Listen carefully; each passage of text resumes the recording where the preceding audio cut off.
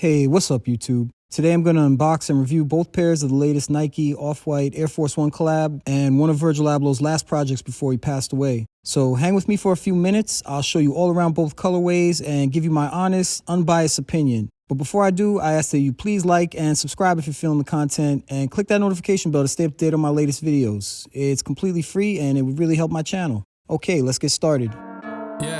Feel like John Moran.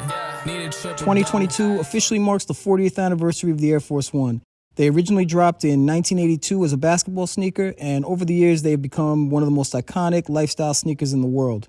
Off-White brand has done plenty of Air Force One collabs, but they went a little weird on this pair, and the public response has been polarizing. Some love them and some hate them. I'm still on the fence and decided to see them in person before I make my opinion. So let's take a full look at these sneakers, starting with the box. Unlike a lot of Nike Off-White boxes, I'm happy to report there are no holes all over this box. It's a fairly basic sneaker box with a glossy brick wall pattern printed all over. To me, it reminds me of Minecraft or Mario Brothers, but I was told this brick wall pattern symbolizes the 80s and the whole graffiti and street ball vibe. But a lot of people were saying they used this pattern because they knew these were going to brick. That's pretty funny and kind of ironic because for all intents and purposes, these did brick and the box is fitting. These retailed for $185 US and they're currently reselling for only $20 to $40 over retail, depending on your size. Don't get me wrong, profit is always better than a loss, but these lower numbers are surprising. Considering past releases and the fact that this is one of Virgil's last projects before he passed, I thought they would sell for more. Back to the box.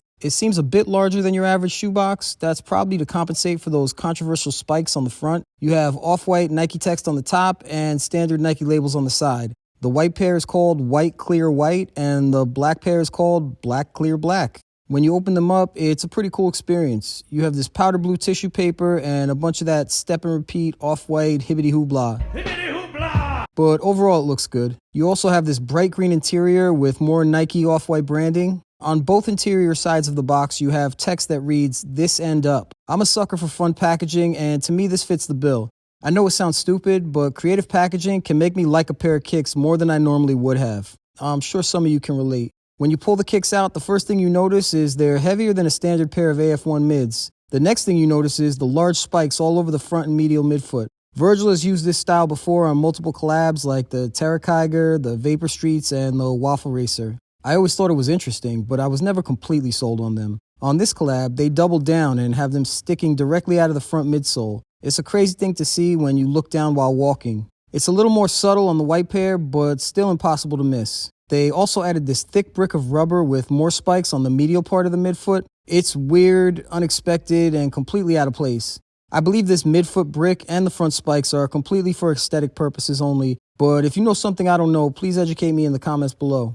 I learned this spiked outsole style connects to Nike's ISPA philosophy, which stands for Improvise, Scavenge, Protect, and Adapt. It's basically a set of design principles that they follow, but to be honest, and to me, it sounds like more marketing hibbity hoopla. Since we're looking at the midsole, another thing you might notice is it has an exposed air unit. That's not a common thing on Air Force Ones, and I was surprised to see it here. Typically, a pair of Off-White Nikes will have the word air in quotations, but this pair moved away from that in favor of an actual air unit. The air unit is orange on both pairs, and it's only exposed on the outer part of the shoe, so you won't see it on the inside. As if that wasn't crazy enough, you'll also notice the air unit and rear midsole is not perfectly straight and has this wavy ripple running through them. It gives me vibes of those weird Tyga Mischief sneakers that came out a while back. I also noticed little specks all over the midsole. I thought this was lint at first, but it appears intentional because it was also on the white pair. Both insoles match their respective shoe and have Off-White branding on the heel and 3 zeros by the toe area.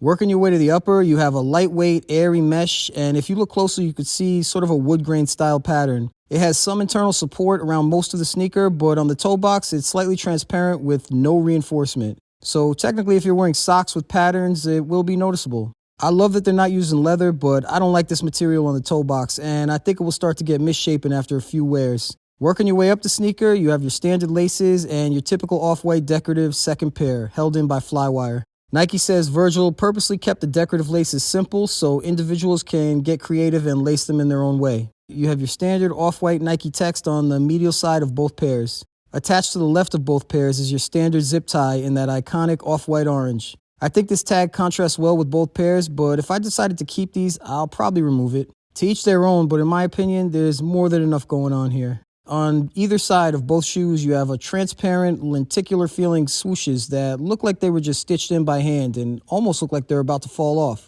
This is another classic off-white look, and I can assure you these checks are pretty secure. The lateral side of each shoe has another classic off-white feature, the little orange tab near the tail of the swoosh. Moving on to the tongue, you have the word Air embroidered in the graffiti style with a Nike swoosh below it. I really like this touch, it's fun and probably my favorite part of this sneaker. Below the tongue, you'll find a lace lock on the secondary pair of laces.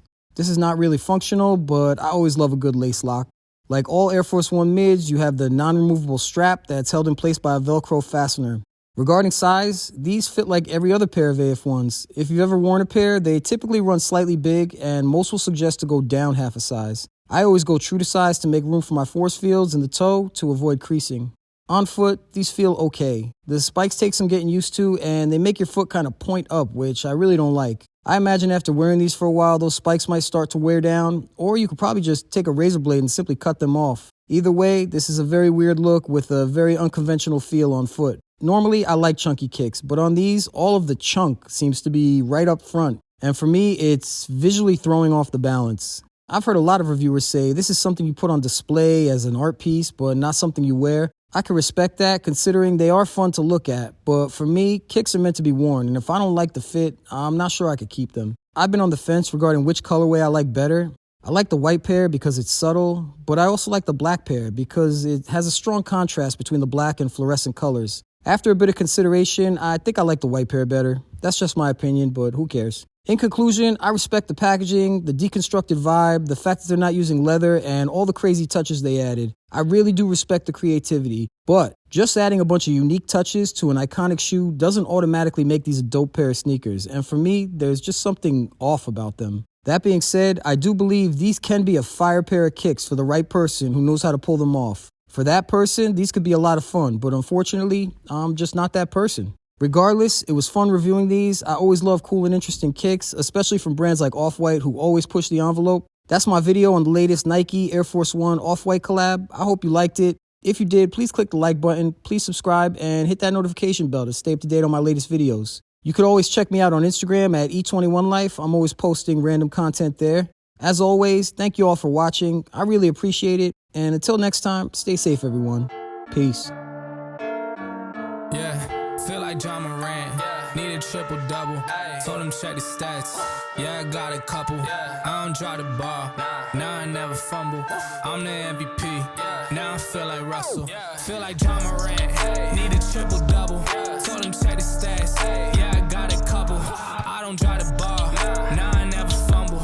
I'm the MVP. Now I feel like Russell. Yeah, I need it now. Told him on the lay. I've been moving, dog. Yeah, I'm on the way. I don't hear the talk.